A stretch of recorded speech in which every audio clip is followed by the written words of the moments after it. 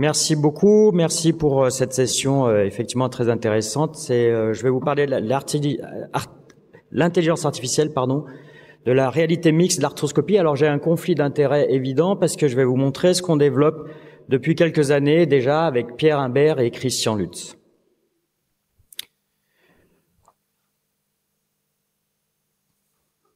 Alors, il faut remarquer en 2024, ce qui est quand même assez incroyable, que sur le plan de la chirurgie orthopédique, particulièrement du membre inférieur, c'est finalement assez varié, même si on est tous très spécialisés. Mais il y a quand même un dénominateur commun qui me choque au siècle où nous sommes, c'est que nous sommes en fait tous des artisans et que notre chirurgie n'est pas exclusivement, mais uniquement basée sur l'expérience. Depuis 10 ans, les progrès majeurs viennent, alors il y a une controverse, mais la robotique permet au minimum de poser un implant prothétique correctement. Qu'en est-il de l'arthroscopie? L'arthroscopie, est-ce que le futur, ce serait ces colonnes à plusieurs millions de dollars avec un robot pour assister le chirurgien?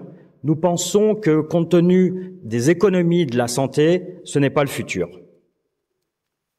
L'arthroscopie, en fait, contrairement à ce qu'on peut penser, c'est une chirurgie qui est devenue de plus en plus compliquée pour de multiples raisons.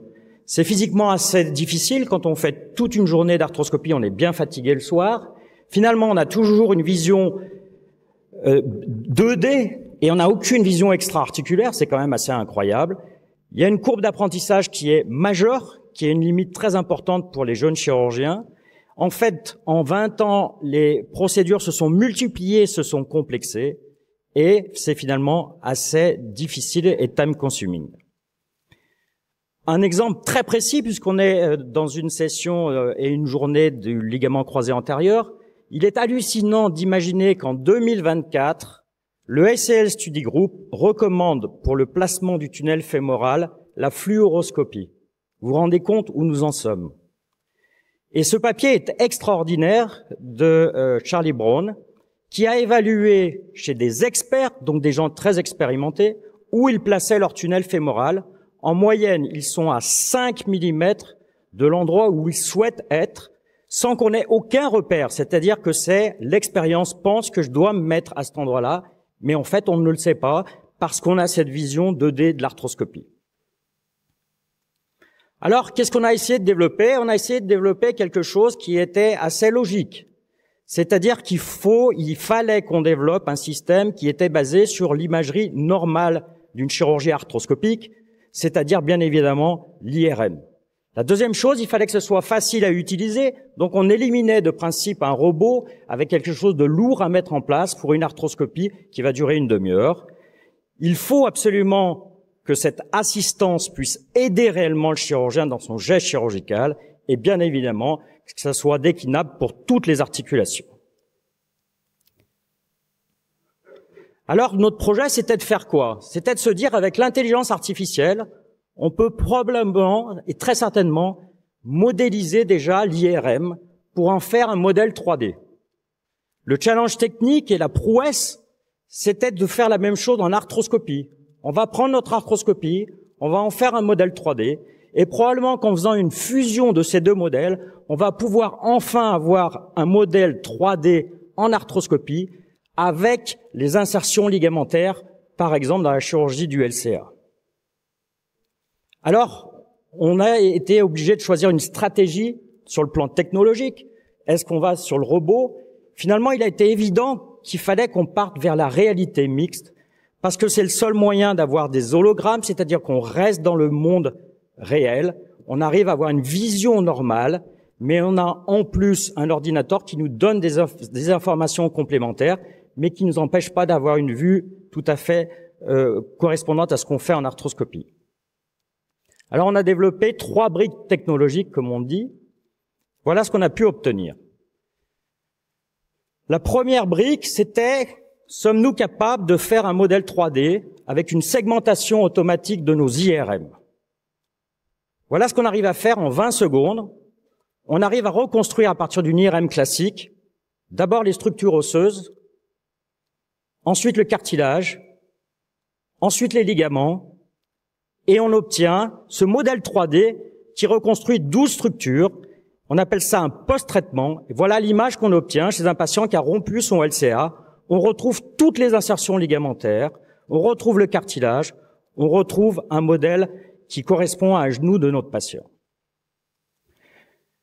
En faisant tourner cette IA, on obtient dès aujourd'hui, chez des patients qui ont rompu leur LCA, une identification de l'empreinte du LCA dans 84% des patients.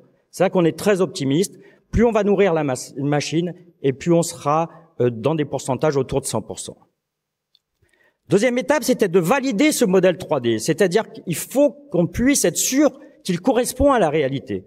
Donc on l'a modélisé et on l'a comparé à des scanners 3D puisque c'est la seule norme qui existe. Et regardez, on a une précision de notre reconstruction osseuse à partir d'une IRM à 1 mm près. Ensuite, on a eu un problème technique qui était assez marrant au départ, c'est qu'on ne peut pas utiliser les lunettes de réalité mixte si on ne règle pas le problème de la latence. La latence, c'est-à-dire qu'il y avait 300 millisecondes, c'est ce qui est annoncé dans toutes les publications scientifiques. On est malade parce qu'on a des nausées. On a travaillé beaucoup, ça a été compliqué. On a réglé ce problème de latence puisqu'on est maintenant inférieur à 50 millisecondes. Donc les lunettes, on les utilise dès maintenant au bloc opératoire. Alors ça veut dire que ce modèle, il est déjà prêt pour tout ce qui est éducation. On va pouvoir former les jeunes très facilement, on va pouvoir faire des cours, mais on peut déjà l'utiliser au bloc opératoire pour de l'assistance, pour de l'aide, pour vos instrumentistes, pour faire des chirurgies en direct. C'est un modèle qui fonctionne. Donc c'est pas le futur. Alors quels sont les développements en cours? Parce que bien évidemment, c'est une progression pendant des années. Le développement est technologiquement difficile parce qu'on le fait sans marqueur. Donc notre idée, c'était ça. En arthroscopie, c'est ça notre problème qu'on a. Ici, on peut être 20 experts. On est à peu près sûr que pas tout le monde va se placer au même endroit parce qu'on n'a pas l'empreinte du LCA. C'est les discussions éternelles. C'est la fluoroscopie. Voilà notre solution.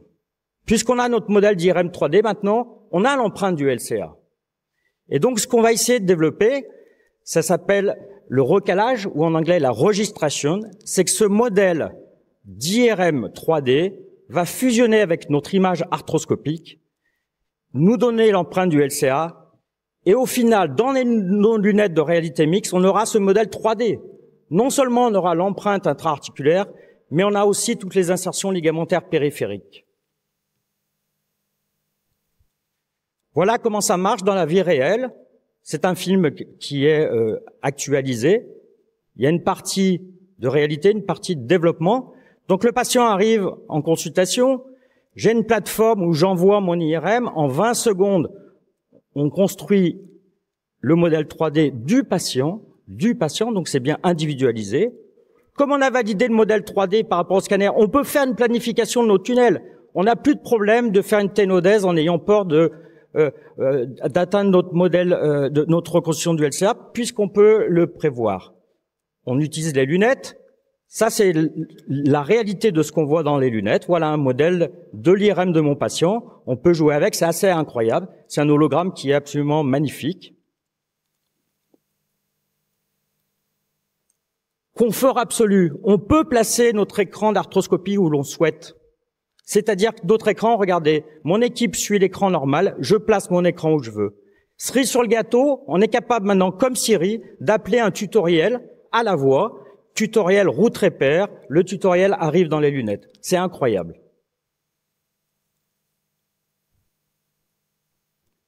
Regardez ici, c'est très intéressant, je fais une réparation de racine du ménisque. Regardez, mon équipe suit sur l'écran, et regardez où je suis. C'est très confortable, c'est juste devant moi. L'écran est face à moi, je peux l'agrandir, je peux l'éloigner, je peux le ramener. Je suis très confortable pour ma chirurgie parce que j'ai pas cette latence et parce que je mets mon écran où je le souhaite. Ça, c'est le futur. Ça, c'est le rêve absolu. Modélisation 3D du LCA qui va apparaître en plus de mon flux arthroscopique. Je vais savoir enfin où je suis situé en intra-articulaire, en extra-articulaire. Ce qui veut dire pour les industriels aussi une économie majeure puisqu'il y aura plus d'ancillaires compliqués. On voit où on se place exactement.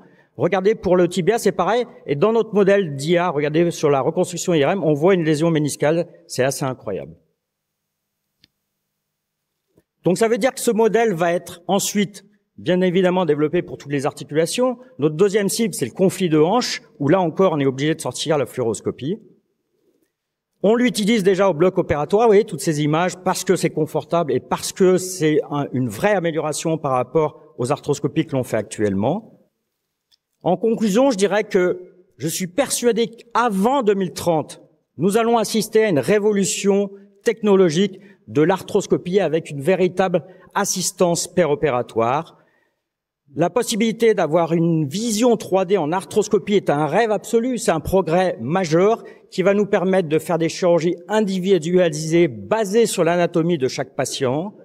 Et dans le futur, bien évidemment, mais ça sera probablement plus loin, ça permettra aussi d'avoir un guidage automatique, puisqu'avec une planification préopératoire, on sera capable de déterminer pour le LCA, par exemple, où faire nos tunnels.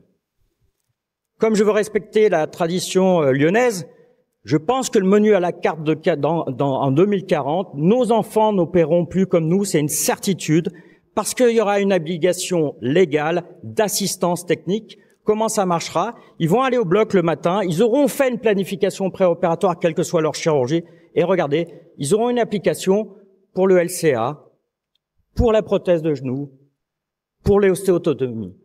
C'est le futur, nos enfants opéreront dans ces conditions, c'est une certitude. Merci pour votre attention.